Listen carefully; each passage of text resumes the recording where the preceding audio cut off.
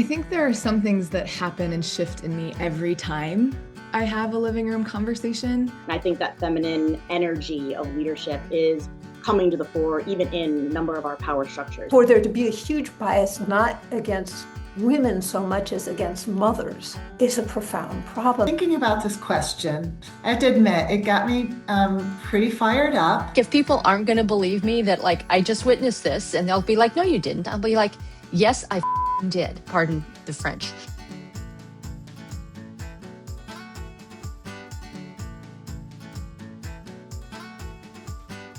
I am so excited to be here with this group of women and to have this conversation during Women's History Month and in celebration of one of our co-founders, Joan Blades, who's reaching a good milestone and having an exciting birthday this month. And I think there's been a lot of time to reflect on how living room conversations got to where it is. And one thing I've always appreciated about this organization, it is very much a women-led organization. And I have learned so much from all of the women on this call. And I'm so excited to be in this conversation with you as we consider the topic of women in society. So let's go ahead and start with some introductions. I would love to, your name, even though you can see it in the little black square that's very tiny, and maybe you can't see it if you're watching this.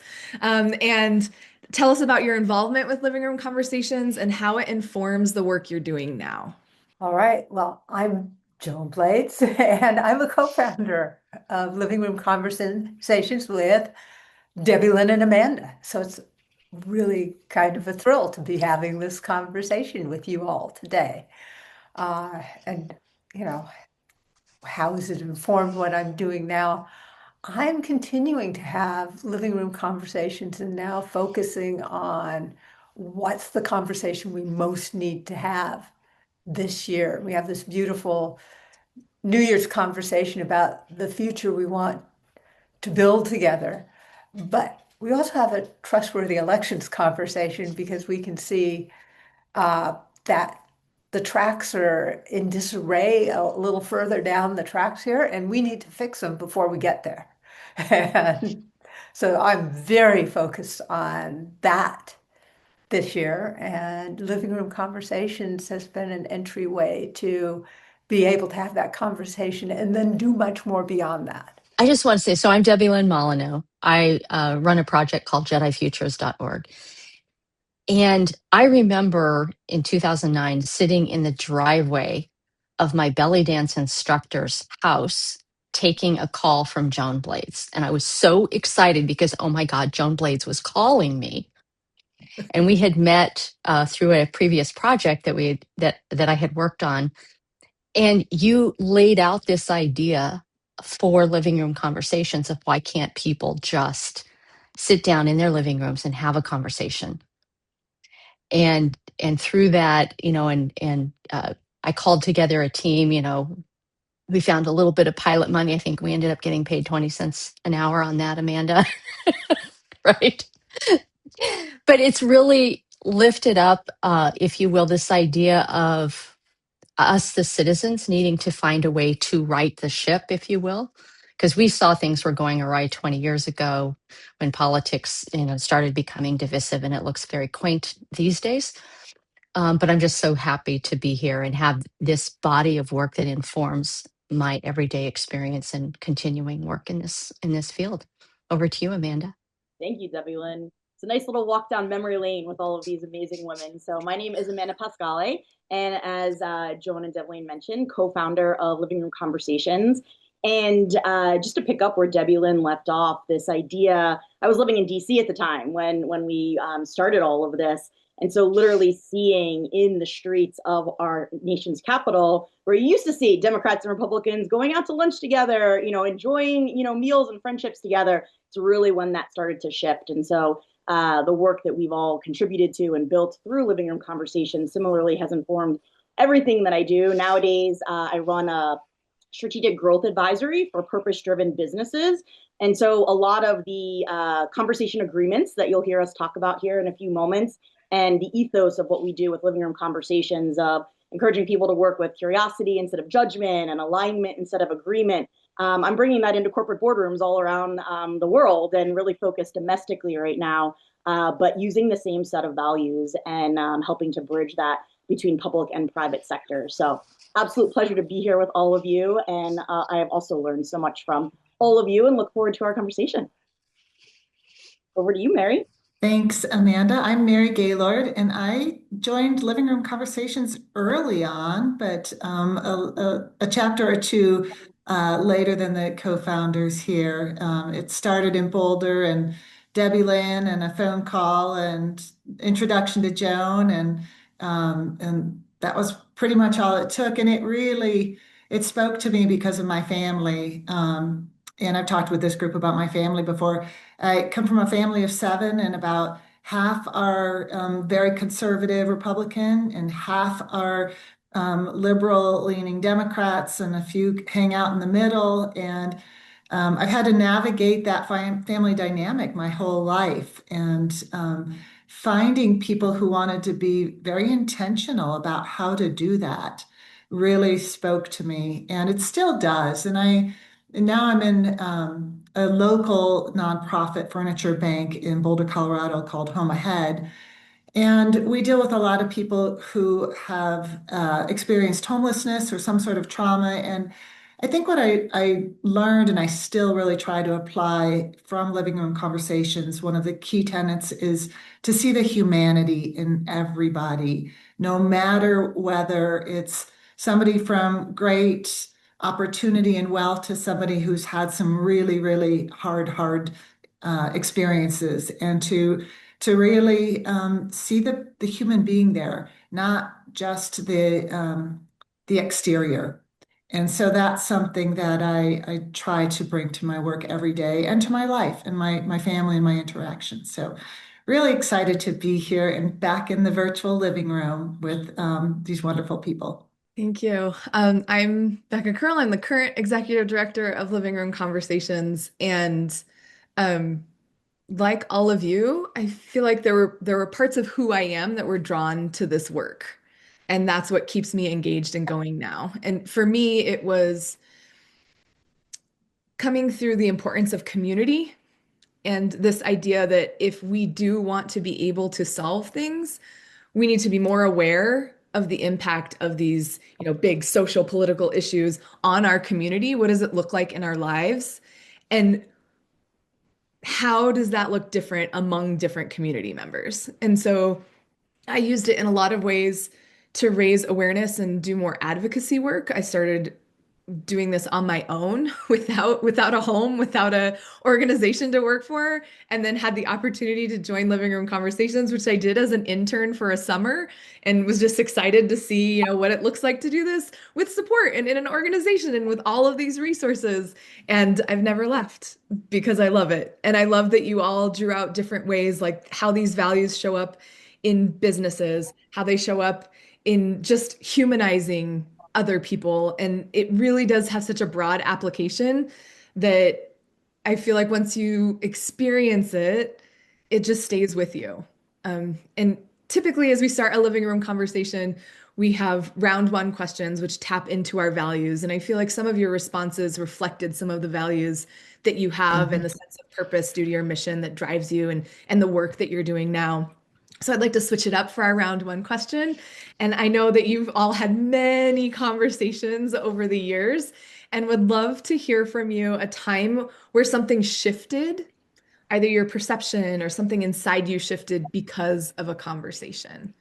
And we'll switch up the order this time. We'll start with Mary and then Debilyn and then Amanda and Joan and then myself. Great, thank you. This is a fun question.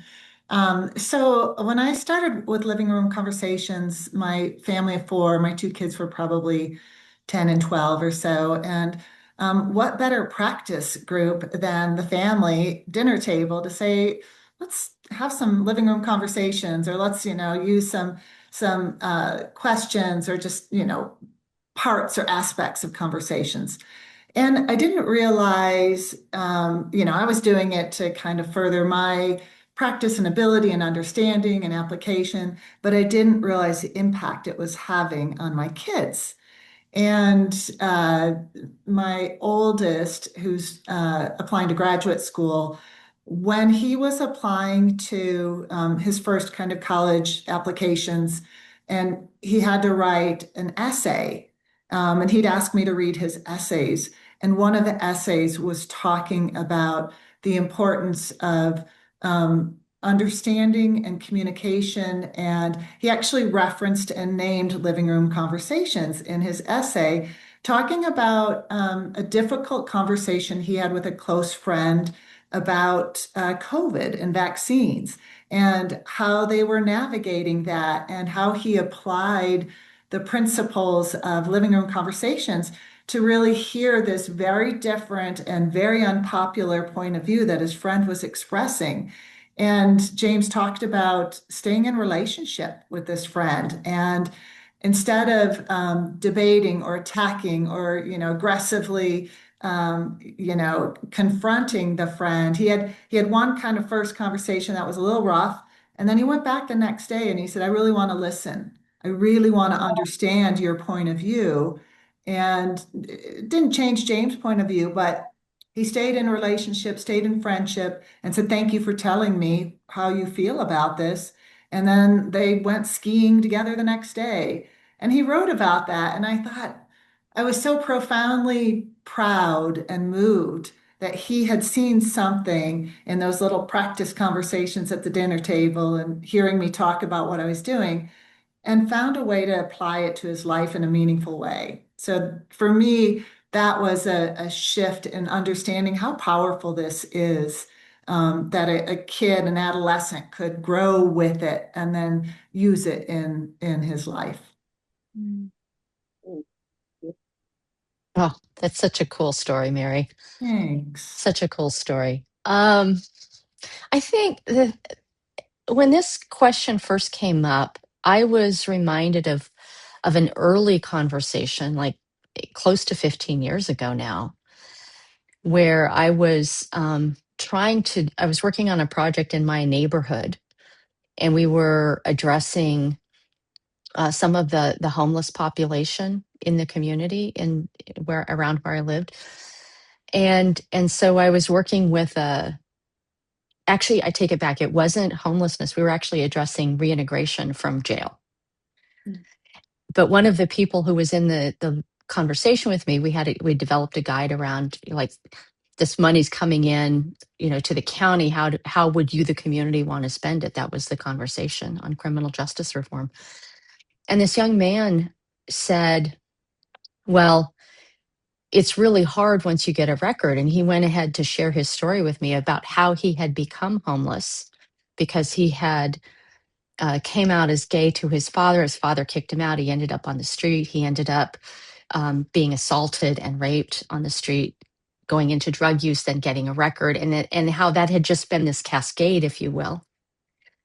And it broke through. What that did for me in that moment was it broke through my stereotype of who is homeless. And so that I could no longer look at somebody on the street and say, you just need to go get your act together and go get a job, which was my typical uninformed opinion. Uninformed opinions mean nothing. So, and I think that's that type of breakthrough, that stereotypical thinking process that we get, that our black and white thinking gets confirmed, gets broken up in these living room conversations with real people so that we can see our shared humanity and understand somebody's journey, and everyone is different. So having these broad generalized stereotypes just doesn't help us as a society. And that, I can still cry thinking about that young man's story and how it impacted my life because he shared it and was brave enough and had a safe space enough to do so.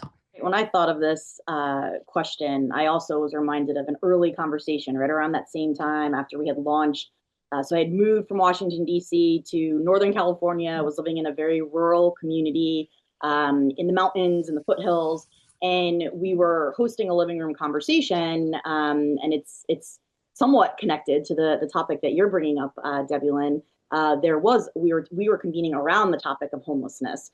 There was a lot of people that were making makeshift camps, in places. It was the whole conversation around like the businesses and the people that lived in town, and then the individuals who had become unhoused, and how can we address this? And I had been bringing my political lens from Washington, D.C. at that point, where I'd actually found a lot of colleagues who we were doing a lot of behind the scenes work, bringing people from different political parties together, kind of behind closed doors, but finding where are those alternative pathways.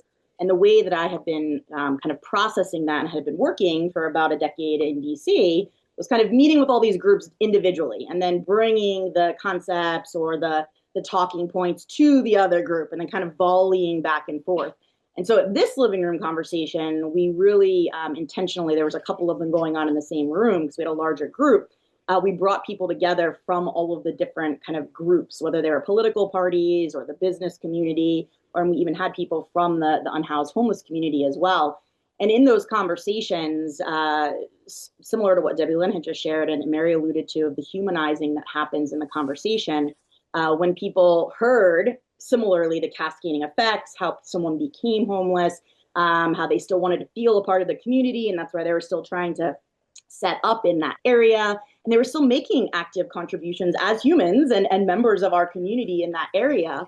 And so there were not only, I'm getting goosebumps as I'm like remembering this, not only were there a lot of tears, there were a lot of breakthroughs in the conversation. And from the community standpoint, we ended up working with the mayor and building as a community project, like these mini mobile homes that people could utilize. And while a living room conversation is not required to have some type of collective action at the end of it, there was so much synergy and breakthrough there that was actually the end result. And so you can imagine the change that happened in the community. And then for me personally, it was this realization that I had about the process and the tools that we have through something like a living room conversation, and having these humanizing conversations where I didn't need to do this volleying back and forth between all the different communities. If we had the right conditions and the right invitation and we had the right environment, those breakthroughs could happen together. And so seeing that in community, and that has really become a model for pretty much everything I've done in my life since then, and in the decades that followed. And although it sounds simple, it's something that so many of us don't see in our spheres of influence and the places that we work and play and belong. And so that's been a very powerful experience, not only locally what happened, but then how I've been able to bring that learning to and share that with other people. I guess it's my turn. One of my most memorable conversations that really established for me that this works was also quite a while ago. I'm, in addition to a co-founder of Living Room Conversations, a co-founder of Move On. And one of my friends said to me, "Oh, you should co-host a conversation with the co-founder of Tea Party Patriots." So this was a little over 10 years ago. And in my living room, I had Mark Meckler come with two of his friends, and I had two of my friends to talk about crony capitalism. And you can imagine I was really nervous going into this. And it was this fabulous conversation where we found all sorts of points of agreement. And I really liked his friends. And, we were purposely extremely diverse. He had a gentleman that worked in the extractive industries with him, and a young mom with a small business. And my guests were, also quite diverse. Yet we were completely in agreement about some critical criminal justice issues. Too many people in prison, war on drugs not a success, got to use evidence-based practices. And it was the beginning of being able to work on those things across partisan lines with Mark. And there's been, it was also for me a confirmation that when we have these relationships in a context where we've agreed on how we're going to treat each other and focus on our stories, our own personal stories, it really works. So we're about a lot more than just partisan differences at this point, but that was a real, very convincing proof point for me that, we can do it even with a massive amount of difference when we step into the room in this really, I'm going to listen, I'm going to be curious, I'm going to look for, get the nuance and the story. I think there are some things that happen and shift in me every time I have a living room conversation. And a lot of it has to do with the structure, this ability and sort of the gift to sit back and just listen, right? When other people are sharing, I don't have to think about what I'm going to say. I can just sit and hold their story and listen to their story. It's also being invited with a really good question to articulate your own experiences around an issue. And one of the things that I find happens a lot for me is this idea of self-discovery of, oh, I've never actually had to sit here and think about how I want to answer this question. And I was in a conversation about mental health, and, I'm a big fan of, you know, therapy, getting the mental health resources that you need, getting outside, all of these things. I'm familiar with the concepts. I support the ideas. And as I was sitting in a conversation and had to answer the question, all of a sudden I was connecting all of these dots in my family history that I hadn't sat down and put them all together before. And it blew my mind to be like, oh, like we have a really long history of people who have dealt with some pretty significant mental health challenges. And how have we not talked about this as a family, right? Like we need to sit down and talk about it with my siblings. We have extended family, and this is something, and on both sides, on my husband's side as well.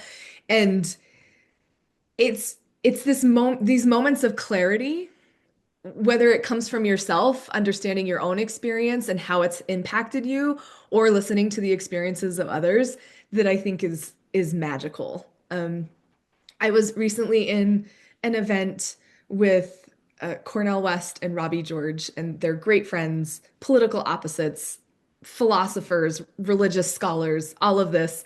And one of them said, we all have false beliefs. The problem is we don't know which ones they are. And the only way you can figure that out is by being in these situations where you get to hear the beliefs of others and then identify, oh, that maybe is a false belief. Like I can correct this belief, but we only do it together. And so this search for truth, I think, is something else that comes. It's a very human-centered truth because we're talking about experiences, but that the only way we get there is if we're doing it in a small groups. Like to your point, Amanda, like going one by one by one and sharing information is not as impactful as sitting in a room and saying, this is what the issue looks like in my life. Here's my story. And then our brains Mhm. just remember those stories. So I appreciated all of your beautiful experiences. And I think it is something that stays with you, right? It could have been 10 years ago, but you still remember that moment, that shift, that thing Yeah. that opened your understanding, and changed the way that you looked at yourself or others or an Yeah. issue or a topic. So we are going to get into our round two questions, but first I want to make sure that we read our conversation agreements together. So I'll put them up on the screen. We'll take turns reading the conversation agreements. And then let's do alphabetical order by first names. So we'll do Amanda, Becca, Debilyn, Joan, and Mary. That's me alphabetizing on the fly. So, and Good then job. thank you. We'll read those out loud, and then we'll shift to the round. We'll read the introductory paragraph. We'll shift to round two questions, where everyone will have up to 2 minutes to respond. I'll give a gentle wrap it up signal if you need to wrap it up, so that we have enough time to explore what we've heard from each other. So I will share my screen, and we will read these out loud, starting with Amanda. Be curious and listen to understand. Conversation is as much about listening as it is about talking. You may enjoy listening to the diverse beliefs and experiences of others. Oops. Show respect and suspend judgment. People tend to judge one another. Setting judgment aside opens you up to learning from others and makes them feel respected and appreciated. Try to truly listen without interruption or crosstalk. And note any common ground as well as any differences. Look for any areas of agreement or shared values that may arise and take an interest in the differing beliefs and opinions of others. Be authentic and welcome that from others. Share what's important to you. Speak from your experience. Be considerate of others who are doing the same. Be purposeful and to the point. Do your best to keep your comments concise and relevant to the question you are answering. Be conscious of sharing airtime with other participants. Own and guide the conversation. Take responsibility for the quality of your participation and the conversation as a whole. Be proactive in getting yourself and others back on track by using agreed upon signal like the timeout sign if you feel the agreements are not being honored. And I just want to pause here for a minute to appreciate and acknowledge how powerful yet simple all of these agreements are. We all have people we wish we could be talking to in our lives and topics we wish we could talk about. But there's a hesitancy where we feel like maybe we're not equipped or we don't know if other people will agree. And there's something very powerful about sitting together with a group that goes through these agreements and says, okay, I'm willing to do this. I will look for common ground, but I'm also going to appreciate our differences. I'm going to do my best to suspend my judgment and engage my curiosity. I'm going to sit here and listen. I'm going to try to be purposeful and to the point. It's not just about hearing myself talk. I want to make sure that I create space for others to be able to share their experiences. And then we all take responsibility for the quality of our participation.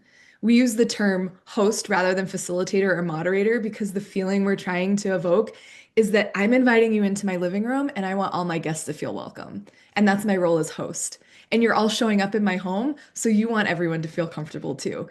And that's it's so simple, but it's so powerful. So with that said, and you're all pros and you are aware of and use the agreements in your everyday lives, I'm sure, we'll shift into our topic for today, which is women in society. And we'll have Joan read our introductory paragraph. Okay? Women are integral and essential to society. Throughout history and across the globe, the opportunities and experiences of women have been shaped both by remarkable progress and persistent barriers. These experiences are rooted in women's bodies, histories, families, work, and the many expectations placed on women, often before they even have words for them. While women now occupy roles in nearly every area of life, they continue to face challenges, gender-based violence, wage gaps, receive less pay than men for the same work, childcare, maternity leave, underrepresentation in leadership positions, unrealistic beauty standards, and many more. These experiences are often informed by ideas about how a woman should be and act. This conversation is an opportunity to consider what it means to move through the world as a woman, how it has shifted over the years, and what it could be like moving forward. So, Yeah, that's a lot of words. it's a lot of words, a lot of ideas. There may be parts that resonated with you. I feel some of them deeply. And our questions that we're going to explore today, each of us can choose whichever question we want to answer, and I'll read them out loud, and then we will figure out, maybe we'll just have people raise their hand when they're ready to go. We've done this before. So here are the questions to choose from. The first is, how have stories about women from history or from your life impacted you? Which women have inspired you, shaped your understanding, or influenced you? The second question option is, what personal experiences, if any, do you have with gender bias and or being treated differently based on your gender? Or, in what ways do women's rights, opportunities, roles, and privileges differ from those of their male counterparts? What does this look like? Or, what does the feminist movement and the term feminism mean to you? Where does your understanding of feminism come from? How has this understanding shifted for you over the years? And the final option is, what would a society that values, supports, and gives equal opportunities based on gender look like? What role do you have in making that a reality? What could your community do? The government? Anyone else that has a piece of power and responsibility to make a difference? So I'm going to answer the first question about women in my life that have impacted me. And I'm pretty sure all the ladies on this call will not be surprised, and pretty much everyone that knows me, the person, not only the woman, but the person in my life that's had the biggest impact was my grandmother.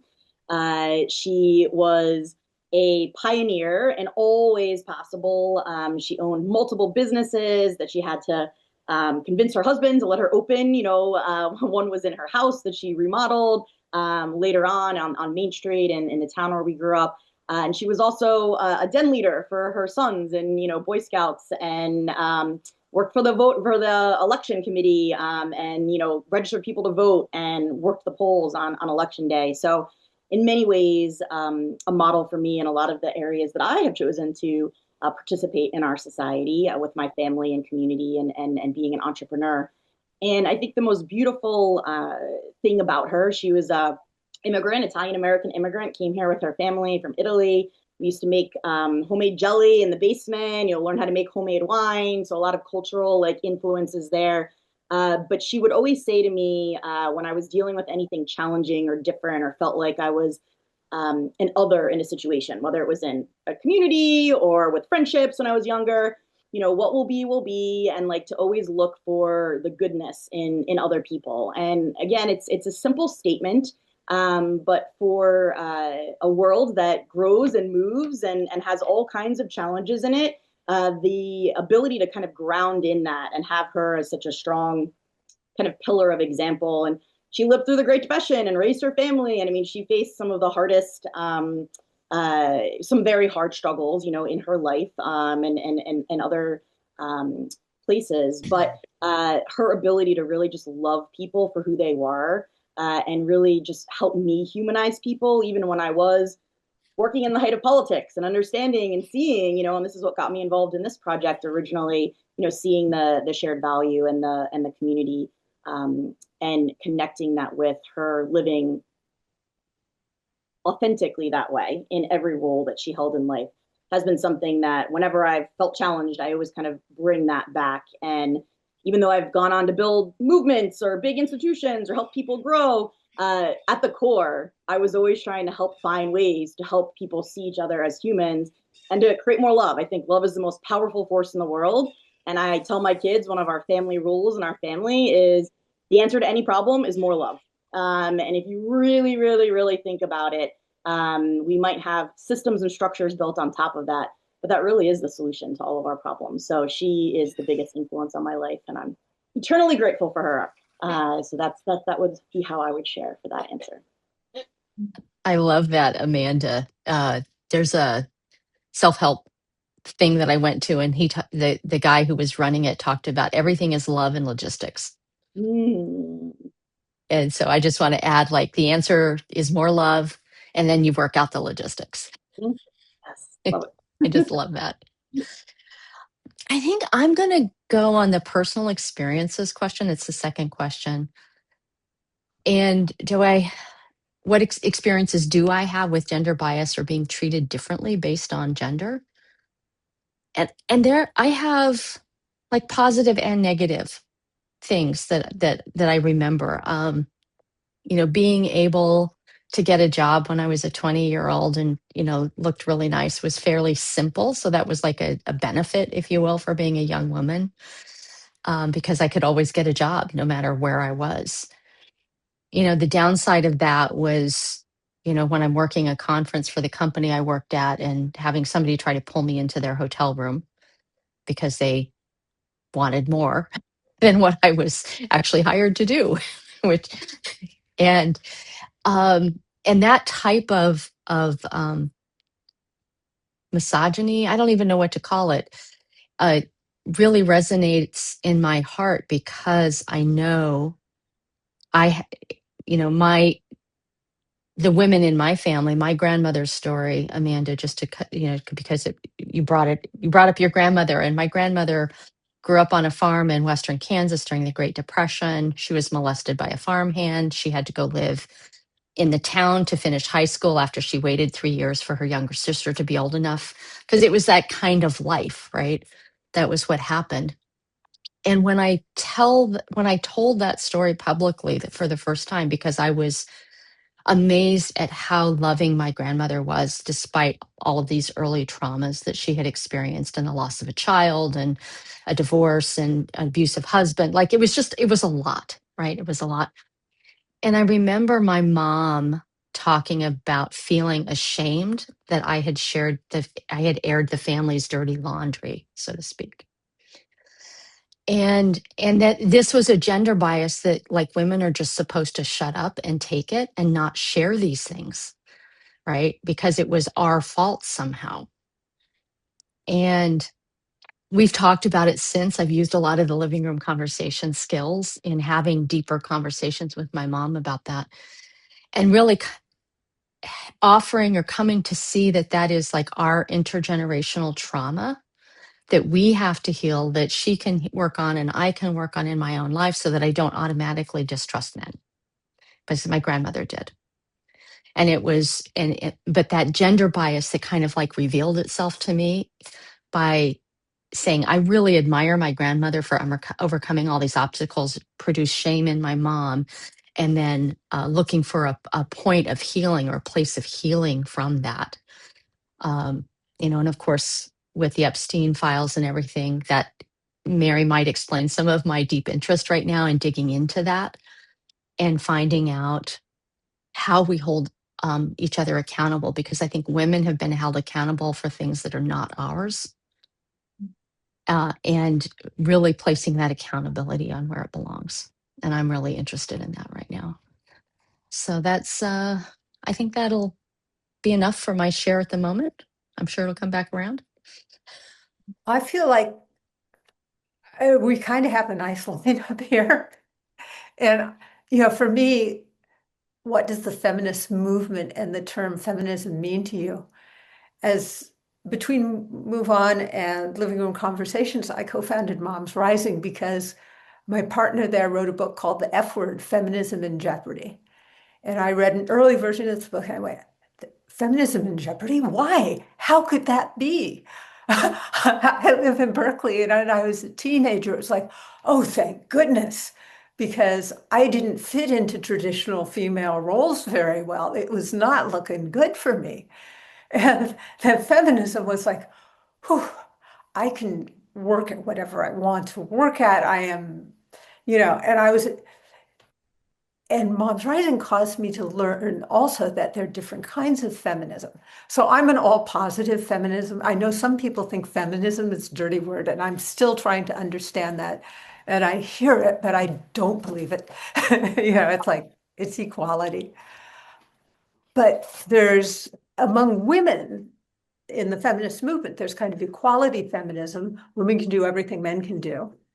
And we're different and we need equal opportunity. And I came to realize that in fact we are different. I had children, and that was very informative to me. And so started talking about how in fact nonlinear career paths, for instance, we need to make that possible, because for there to be a huge bias not against women so much as against mothers is a profound problem. And we lose this amazing wisdom, talent, capacity when we do that. Because if you look at leadership in corporations, it's disproportionately men. And organizations that have women leaders do really, really well. So anyway, I could go on about feminism, of course. I'm clearly an enthusiast. And I guess with a group of women leaders, I probably have some agreement in this group, not talking to a hard audience here. But it's, um, I think most people, what I believe feminism is equal opportunity for men and women, that most people do go there. And it's wrong to give it a negative, what is the word? Bad PR. Shouldn't be bad PR for feminism. It's great. But I'm from Berkeley, so what can you say? I feel like you just teed me up for what I was going to talk about, Joan. So I'm going to jump in. I'm going to do kind of a combo. In what ways do women's rights, opportunities, roles, and privileges differ from those of our male counterparts, and what does that look like? And then also, what does the feminist movement and the term feminism mean to you? So I grew up in a small town in Maine. My mother raised six children. She stayed at home, but she was so engaged with the community. Like she was always busy. She advocated for her kids in the school system. She gathered people. She belonged in clubs. She was actually the National Mother of the Year when I was 16 and like went through like had to compete against 49 other women to take the title and like so she it was just I always wanted to be a mother and the way that I looked at and understood the role of motherhood was as something that was very productive and contributing to society and making a difference in the community and all of these things. And at the same time, I don't think I ever had like an overt conversation around feminism and how you would define feminism, but I would pick up signals from my community, from my church community about what feminism was. And to me, it felt like almost a militant term that there was anger behind it, that like it was about elevating women and putting men down in a way, like taking the power back from this oppressive system that had been, you know, where men had all of the power. And no one ever told me that explicitly, but that's what I always had in my mind as what the feminist movement meant and represented.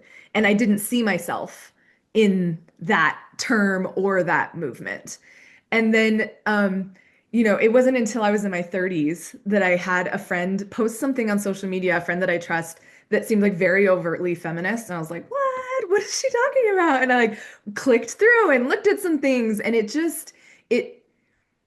it opened a door to that idea and term that hadn't been opened before.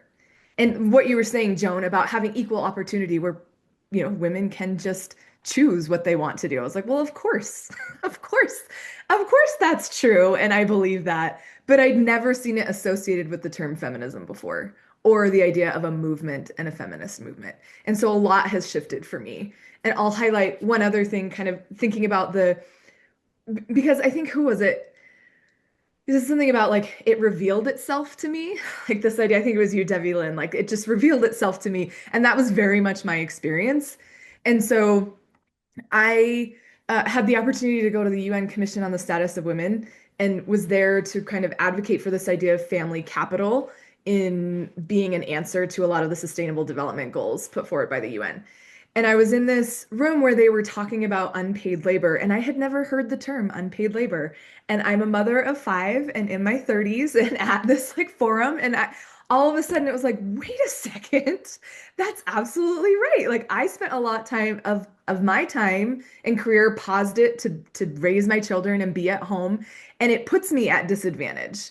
And I looked at my friends who worked and raised children and the cost of childcare and all of this extra responsibility that's placed on women and these expectations, and that the workplace is not designed for women to be mothers. And then I read the book Invisible Women, and it was a revelation.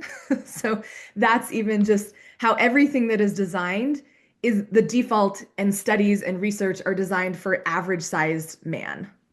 And so we're not taken into account with city planning, with transportation, with medical research, all of these things where we just don't factor in. And of course, that's going to affect our rights, privileges, opportunities, and all of those things. So for me, it's been a journey. Um, but yeah, once you see things, you can't unsee them. So that's what it's been like for me. So, Becca, I just wrote down crash test dummies. Yes. You guys remember the news that came out a few months ago? Like crash test dummies have been around for like 50 years, and they just now have made one that's akin to a woman's body, knowing that women were, I think there's more women drivers, that there's women are more likely to be in accidents, and I was shocked. I was shocked at that. And so thinking about this question, I have to admit, it got me pretty fired up. And so I've been just kind of watching that energy in myself and a lot of sadness, a lot of grief, and thinking of kind of the second question, and the thing that plays in my head with some frequency is when my daughter, who's now 20, was about 5 or 6, and said, Mommy, where are the girl presidents? Why are there no girl presidents?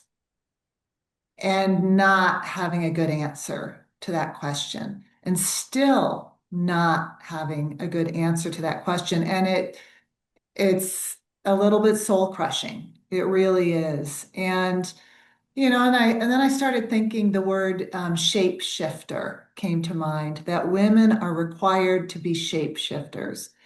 And even in my own personal experience, I feel like I have to frequently calibrate what sort of woman can I show up in to maintain dignity, to have some power, to have a voice? And it depends. It depends on the room and who's in the room. Is my power in being um, nurturing? And some of the things that come very naturally to me as a woman is my power in being kind and nurturing and connecting. And sometimes it is.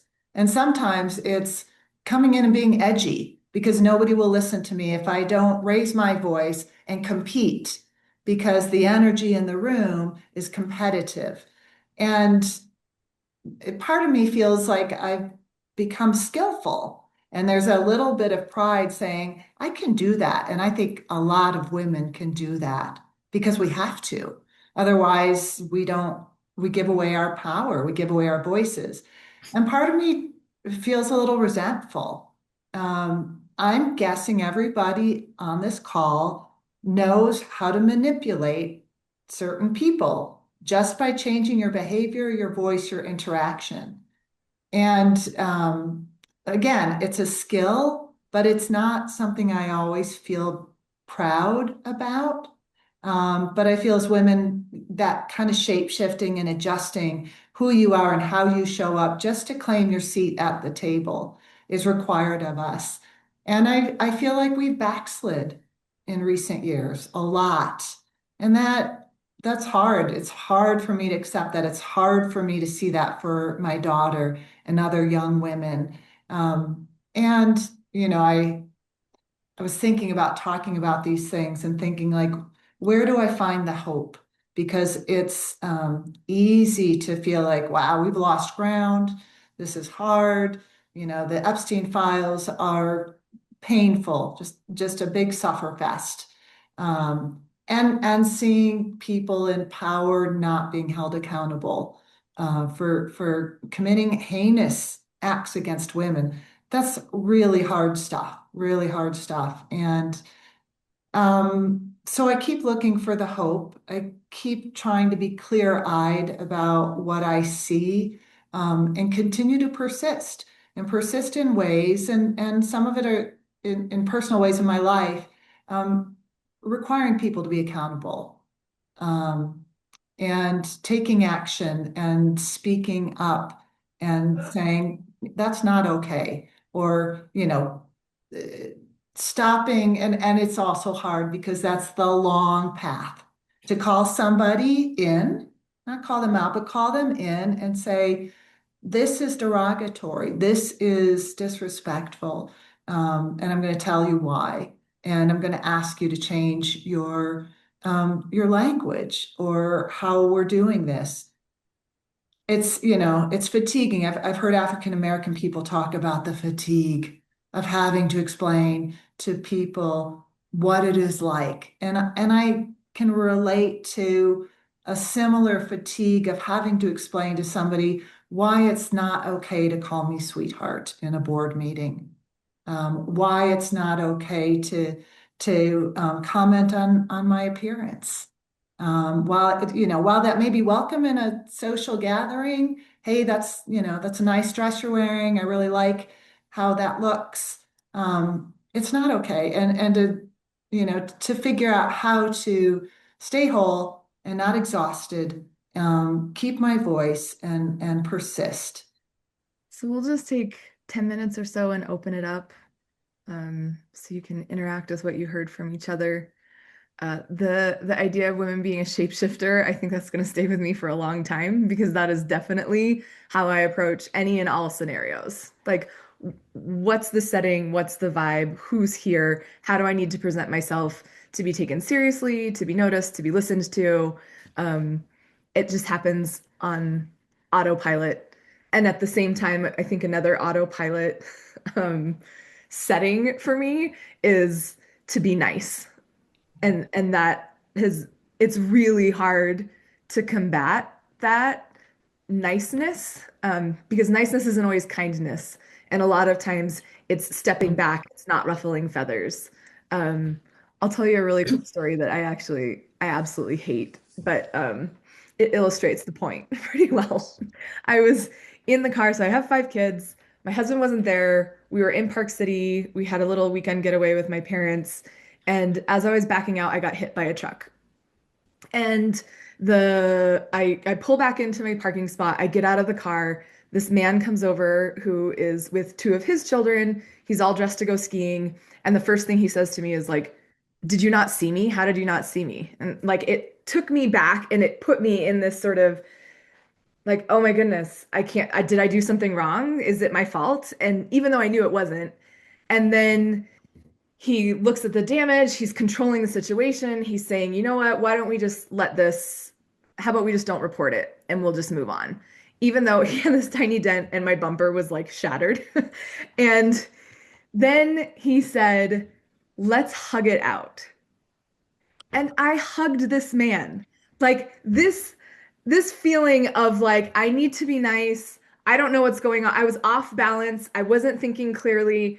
And I hugged this man and I got in the car and one of my kids was like, "Did you just hug him? What just happened?" And then I went straight to furious. And I was so angry. And I just was like ranting and like so mad at myself and so mad at this person. And then it turned into the sort of this like teaching my kids, like, he wouldn't have done that if dad was here. And he never would have asked dad to hug him. And I was like, and this is what happened. Like, he took control of the situation. He made me feel like I was at fault. He made me feel small. And then I just wanted to be nice. And I was like, and this happens to women a lot. And I'm sorry you all had to see that. But like, all of you boys in the car, like, take note that that's not okay. And for my daughter, you don't have to be nice in that way. And it has stayed with me. But it's like, even after years of being a woman who advocates for other women and who is a feminist, in that situation, I was taken completely off guard and defaulted to the I just need to be nice. Yeah. Oh, Becca. Oh, Becca. I have similar stories of myself, so you're not alone in that default programming taking over. Um, but part of where that takes me, where Mary's share also took me, um, is about the privilege of being believed. Mm, Because so many times, I know that I will say, "I feel this," or "I think that." And instead of it just being received, people in my life, because I'm a woman, will say, "Oh, no, that's not how you're supposed to feel about that. This is what you're supposed to feel about that." And so there's not this like automatic believing me in my own experience or thoughts. And so there's always, and that sets up, I think, Becca, uh, that default of like, "Oh my God, is it my fault? I need to be nice and, blah, blah, blah." And I have to tell you, I'm so over it. I am so, like, if people aren't going to believe me that like I just witnessed this, and they'll be like, "No, you didn't." I'll be like, "Yes, I did." Pardon the French. Uh, but I feel that strongly about it right now. It's like, no, just believe me. And then, of course, I have to offer that same grace to others. mm, And I have to allow everyone who shares their story with me to be believed. Not that I don't have discernment about it or think that there could be something else going on, but in the moment believing people is a really valuable way to show respect. And sorry for the F-bomb. First ever, we have Mary to and beep out a living room conversation. Mary and Becca's story caused me to really need to note that the age difference here, and it was very kind of you not to mention my agedness, Becca, in this thing. When I was a kid, women that were working were secretaries, they were teachers, and they were nurses. That was about it. Hence my profound relief. If you didn't see yourself as a potential mother and wife, you just didn't have many choices.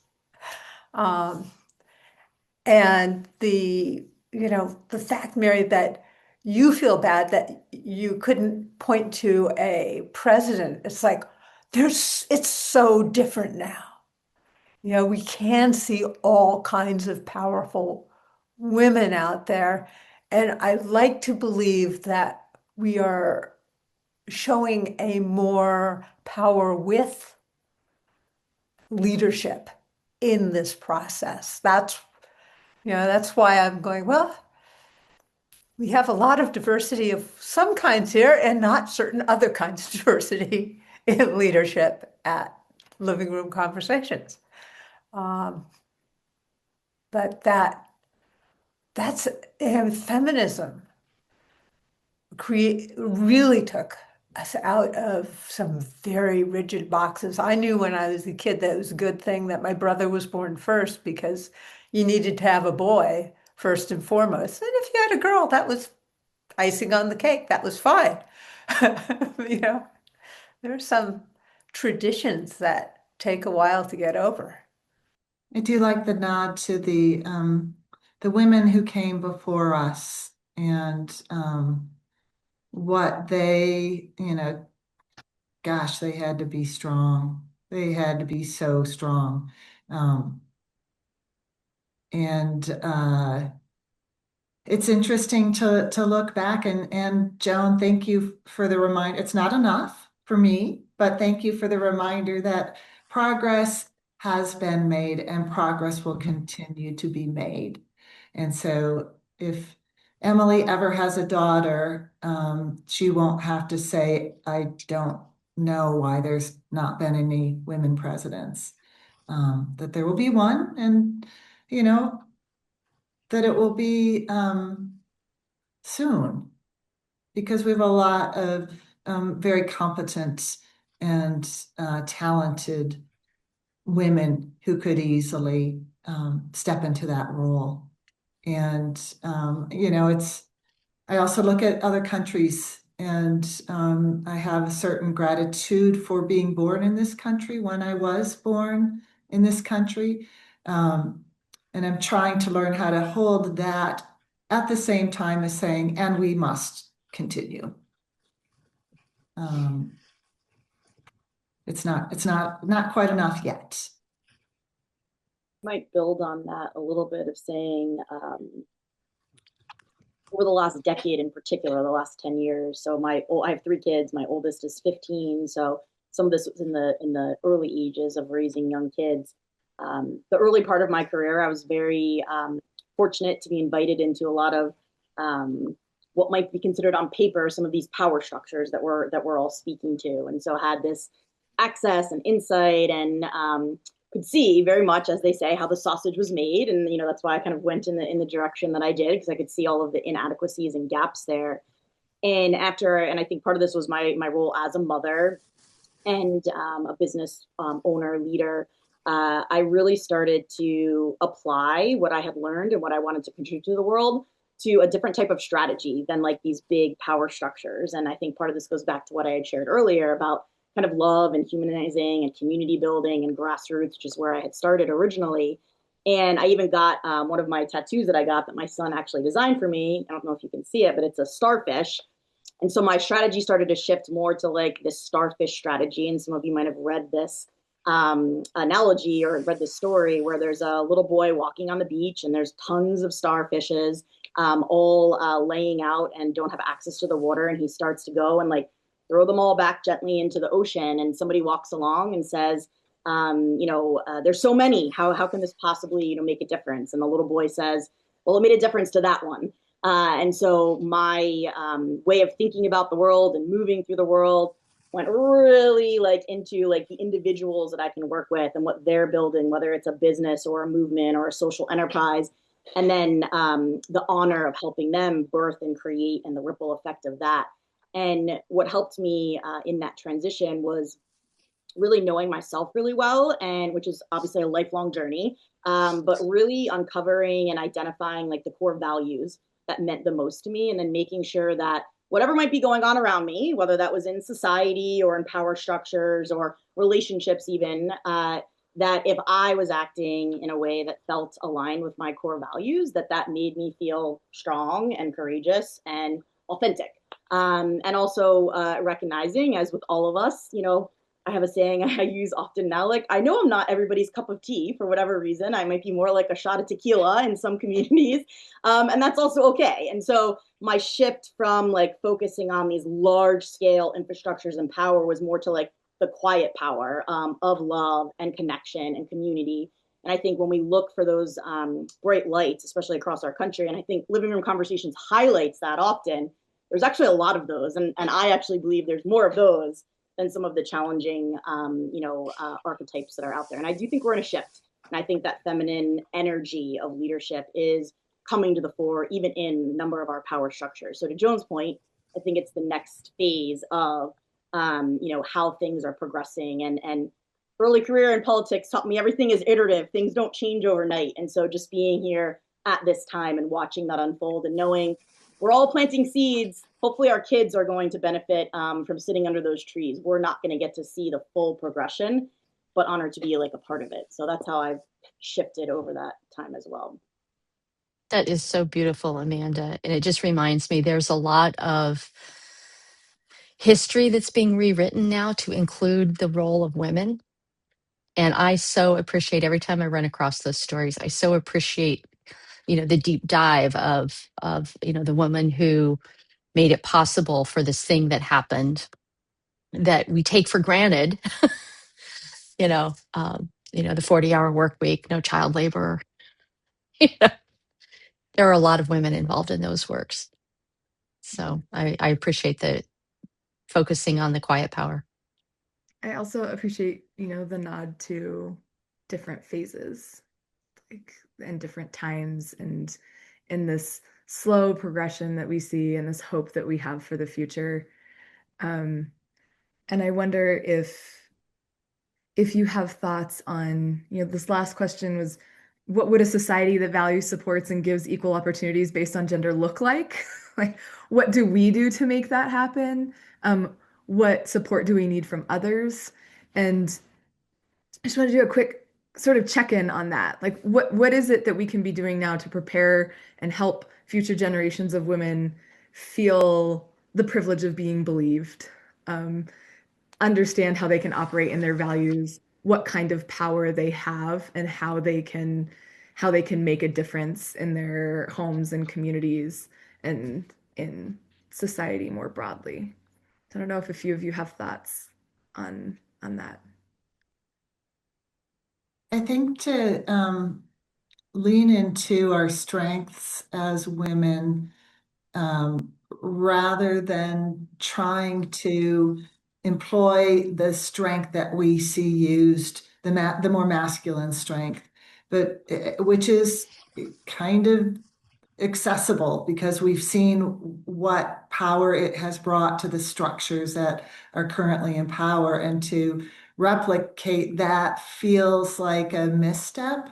But to really understand, like, we have a lot of power and abilities as women that, we're different, and we have some abilities that maybe come more naturally because of how we're socialized, or however you want to explain it, but to learn to use those as our strengths, and refuse to accept those as weaknesses. having emotion, showing compassion and sensitivity. Those are traditionally described as more feminine qualities, and those are strong qualities. And bringing those with us forward rather than saying, I've got to be more edgy, I've got to be more competitive, I've got to be more forceful to make ground. And I think we've been caught in that, and that's part of the shape-shifting thing too. We've been caught in believing that that's the path forward, that's the path of power. And so I think really learning to energetically move forward a little differently and really honoring that in each other. My brother made a comment to me this morning when I was telling him I was going to have this conversation, and it kind of made me mad. And it's not entirely untrue. He said, what really disturbs him is seeing misogyny from women toward women. And that exists. And I think there's some of that in that kind of, yeah, I got to be aggressive to claim my power and claim my voice in the room. And so still thinking about those things. And it's as you mentioned earlier, Becca, the thoughts that kind of keep playing in your head after a living room conversation. And I will have many after today's conversation for sure. Yeah, and I can add that I think that we need to the conversation round where we were talking about belief and being believed. And I think everyone, women and men, want to be seen and heard, for who they are authentically. And so I really believe that we need more institutions and physical places that have cultures that are intentionally built to invite compassion and courage and an invitation for everybody to contribute, whether, whatever those gifts are. And so my personal, work is why I'm focused in the corporate space, because I believe that in this country, business is the biggest aggregator of human potential. And so with that, power, opportunity, that can go a bunch of different ways, right? There's a spectrum of how that can be utilized. And so that's why I've chosen to really, especially this part of my career, spend on helping people build purpose-driven places where the cultures invite all of that variety of people's experiences and insight, frankly, and creativity. And I remember years ago when Joan co-wrote, Motherhood Manifesto, and this is one of the early things that we might disagree on other things, but we had a lot of common ground in some of those needs. And so I think in terms of the question that you asked, Becca, on what others can do, is if you are a leader, whether it's in the business space or in the civil society or in the nonprofit sector or social enterprise, really try to look at the culture that's being intentionally built, and are there opportunities for you as a leader or in a leadership team to look at your policies, to look at your procedures, to look at, I can't tell you how many companies I've worked with as clients that don't even have maternity policies, and I help them write those. So, it's different in every sphere, and I would encourage, just like our conversations, don't look at what you have in that workplace or that community space and judge it. Just look at it as an opportunity to be curious and say, hey, is there a way to adopt those policies and procedures? So that's kind of the work that I love to do and I'm really passionate about, because I also, Mary, thinking about my daughter, and like she's just entering the workforce, and I don't want her to have a lot of the challenges that even I had, just one generation ahead of her. And so I think that there's an opportunity there for anybody that might also be listening to us, is to look at those opportunities and see if there's just a shift. I say often shift happens, so it doesn't have to be rewriting your whole employee policy or restructuring your whole team. Maybe over the next couple of years, you might want to do that. But is there just a step, a policy, a procedure that you can start with, and then see how that happens, and then invite other people into the conversation as you move forward? So, Amanda, I feel like you just set me up beautifully Right. for the two things that I want to add. One is I would love to see us either update the Constitution of the United States or rewrite it to place equal value on human rights as on property rights. Because to me, so much of this power hierarchy and the subjugation of quiet power is because there isn't a place for it in our national document, our national agreement about how we are together as a country. And so I just want to so you're talking about policies for companies. Our Constitution is the policy for the United States. It's the basis of all of our agreements. And we don't have an agreement on human rights right now. And by human rights, I just mean making sure everybody has access to food, shelter, and safety. It's health, and healthcare comes in there sometimes, but it's been that's just a long-term goal of mine. I want us to think about our national agreements in that way, because I think that will help elevate, if you will, the value that we have in compassion, nurturing, et cetera, for all people. And that connects into you, Amanda. You talked about going, hyper local, working with individuals. So much of the planning that we do starts at a system or community level and doesn't focus on what do individual people want for their own future. And the research that I've done at Jedi Future says that we basically have three things that we all want. We want to have deep connections with others in our lives. We want to feel like we belong in a community, and we want to contribute back to others. And we haven't set up our communities or society for that, for connection, community, and contribution like that. Think of what that to me this is the vision that I have for the future of what I want to live into, is a place where we all have that. That's not to mean there's not going to be all kumbaya. No, there's still sandpaper because we're still human. But let's use the sandpaper to smooth down our rough edges instead of deciding we're going to start a fire and burn it down. So that's my last add, if you will, on that question, Becca. Joan, did you have thoughts that you wanted to share on this question? You're muted.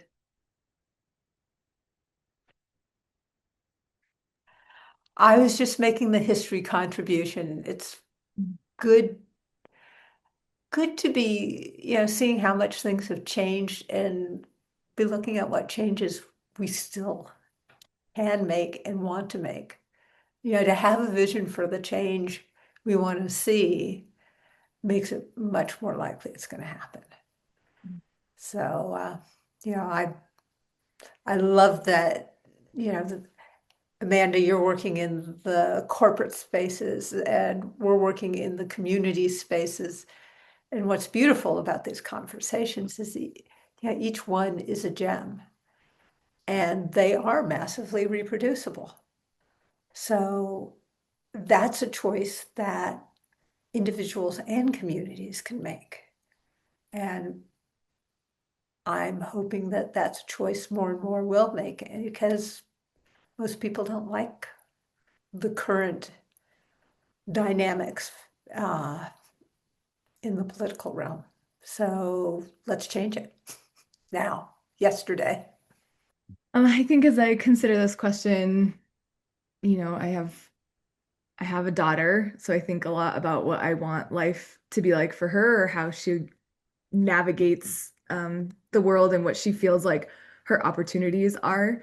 And so I think there's part of me that thinks about my influence as a mother. I have four sons as well. What are the conversations that I need to have? How can I peel back a little bit of what they understand about the world and challenge some of these socialized norms about men and women? And I think that's very much a part of it. And then I think the other piece is how I contribute and show up in my community, and take on the role of leadership and involve myself in things that help to move us toward where we want to be as a community.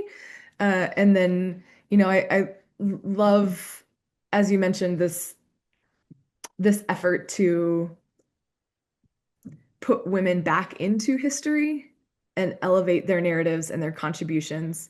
And I think that's what I feel on the societal level. But one of the things that I've learned in this work with living room conversations, and that I feel really, really deeply, is for us to get to a place where everyone feels welcome, included, and seen. We all have to see ourselves as part of the solution. This isn't something that we're waiting for some other entity to fix for us.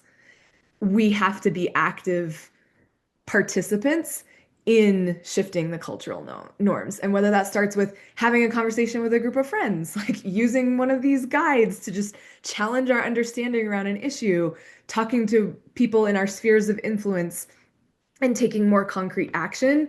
We don't get there unless we all see ourselves as part of the solution and see ourselves in this collective work. I just want to build on that, Becca, because I think it's important for all of us to see ourselves in that work and just reminded. And we can look at a lot of sectors and industries. You know, I was at a retreat, a local retreat with women here in my local community in Lake Nona, Florida, a couple of weeks ago, and we had a facilitator that came in and helped us do fascia work, which is the very like tiny bits of fibers and muscles that are basically underneath your skin. And when you have a tight neck or your back hurts, like it's your fascia that probably needs to move. And I was just reminded as she was speaking so eloquently, she was talking about how important micro movements are and how just rolling this little small ball, like about the size of a tennis ball on your hand, can actually release the tension in the entire like side of your body that you're doing that on. And so when you think about that as an analogy, sometimes we feel like things are overwhelming. Sometimes we feel like it's not enough. But every micro movement, micro step, micro conversation that we can have, we have no idea the ripple effect. And we've even said this for years about living room conversations. There's conversations that we don't even know that are happening around the world. And we don't know exactly what's transpiring that's shifting things inside those individuals and then rippling out to their communities, their families, their businesses, et cetera. And so just also the reminder of any little micro step or movement that we can take in the right direction is making a difference. And so that's part of our responsibility too, of like reminding ourselves of that. And the more of us that are doing that and sharing that, right, the more we're going to feel that connection energetically and kind of ground in that. So that's something I've always been very grateful for being able to see pieces of that, but also being able to feel into on hard days, even when I can't see it, I know there's good people out there doing that. And so it's just something that I bring myself back to often as well. I love that idea of micro movements. And I have so much fascia that needs to be broken up in my neck and shoulders. It's ridiculous. Um, so we're kind of reaching the end of our conversation. We typically have round three questions that ask us to articulate what we're taking away. And so I would love to do a quick round of that. If there are next steps that you feel inspired to take because of the conversation, if you've had some sort of shift in perception or understanding during the conversation, if there's something you're going to continue to sort of mull over, or what was most meaningful to you from the conversation. And we'll let everyone reflect for a moment and answer the question, and then we'll wrap up our time together. I think, Amanda, you have been like the little voice in my head reminding me like, think small, think local, think what your energy can um, extend toward. Because there's so many things in the world, including this topic, that are big and angsty for me. And it's easy for my energy just to get totally sucked up into that big ball of chaos. And then just to feel completely apathetic, like I can't do anything. It's too hard. It's too big. It's too sad. It's too much. And the I can choose where to put my energy. And I know it ripples. I know, like if you're driving to work and you get cut off and flipped off, that ripples. Like for the next 3 hours, I'm perseverating over why was that person so mean? Why did they do that? And and it ripples. And so I know that ripples also happen just simple things. I mean, I work with a lot of the unhoused population, and some of it's look me in the eye, wave. Don't walk away and pretend you don't see me. Just see that I'm another human being in this space. That's it. That's it. You don't have to pull out your wallet. You don't have to fix me or fix my situation.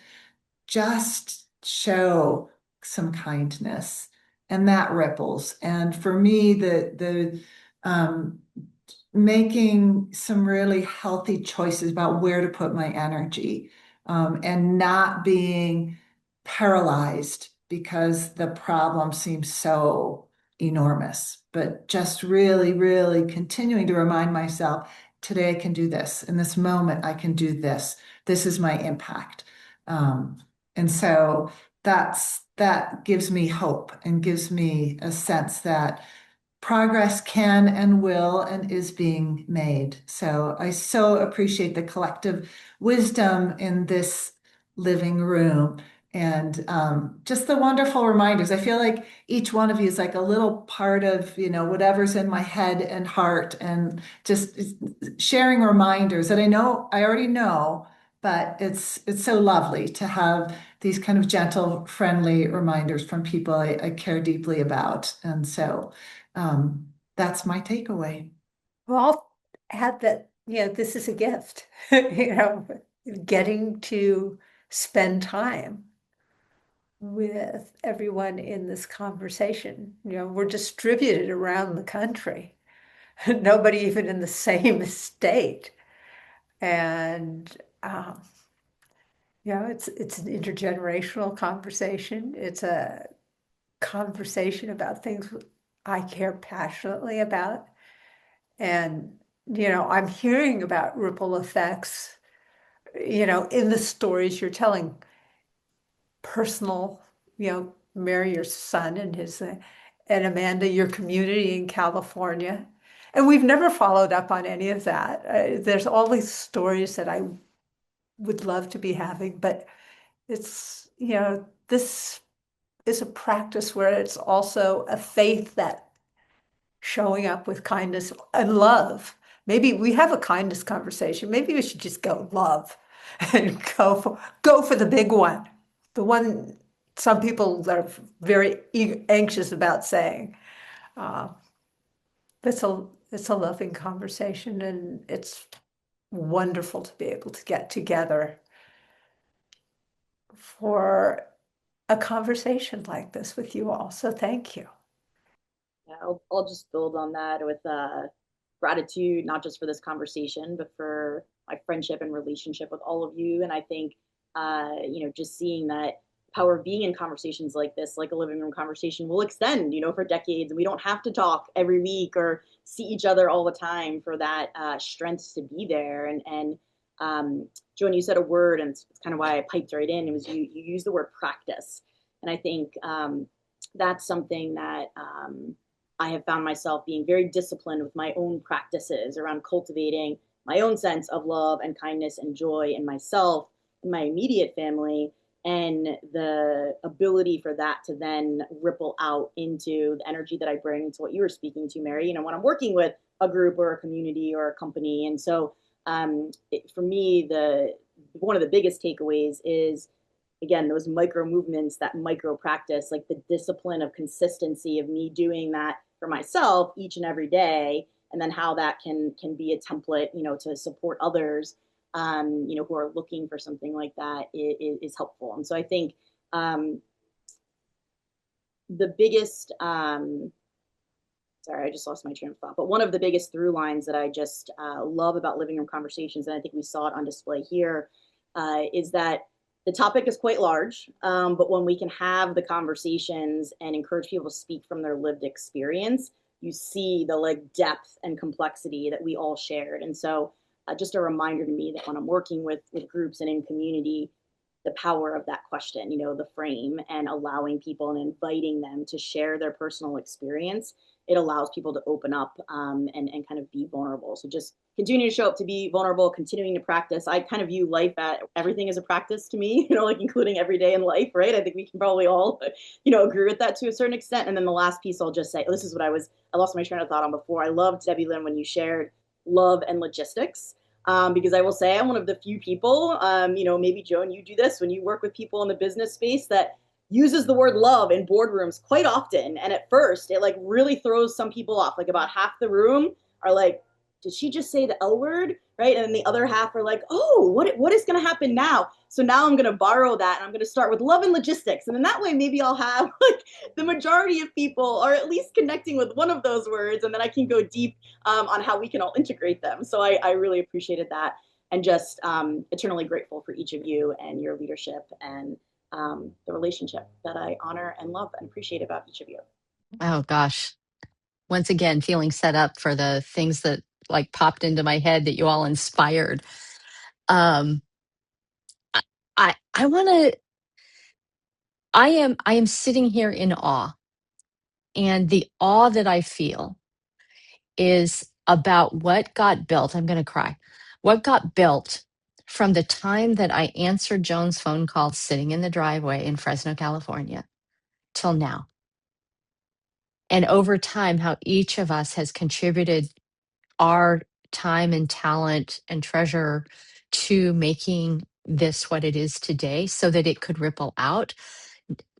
It was all, it's all been building small movements with people we know to have this impact that it's having today, to where the, people are calling, Becca, this vision, that we had years and years ago of people calling and asking for input on something before they start it is now happening. And it took way longer than we wanted it to. Damn it. But it's happening. And so I'm just experiencing awe as I sit here with you all today. Thank you. I should have let Debilyn go last. I feel like that was the that was the right way to You end can it. always edit it. Just swap you. Um, I am feeling so much gratitude. And one of the things that this idea, I like to sometimes words stick out, and just like the word or the pairing of words, I just like to think of and mull over.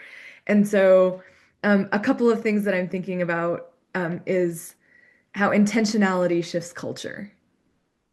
And intentionality shows up on so many different levels and in so many different ways. Even this gathering of women for this conversation was intentional. It was saying, like, what can we do to celebrate women and celebrate our organization, and the realization that so many amazing women have led and contributed to this organization. That brought us here in this conversation. And we co-created this unique product. Like, this same conversation isn't happening anywhere else because each of us brought our experiences, our values, what we care about, what we're worried about to the conversation, and we created something together. And I think that that type of intentionality, whether it's the composition of a conversation or a simple conversation you have with a child or a friend, or the ways you show up in your community, really does have these ripple effects. I think a lot of you have mentioned ripples, and I believe in those. And I think I'm naturally an optimist, and so I have to believe in the power of positive ripple effects. Just helping us to see each other as human, helping us to replace false beliefs with true beliefs, to be open enough to search for truth together and to work toward this better future together. So thank you all so much for your time. I hope if you're watching this conversation that you're inspired to have your own conversation, and to gather people together and to be intentional about the ways that we interact, that we listen, that we express curiosity with one another. Thank you all. Thank you. Thank you.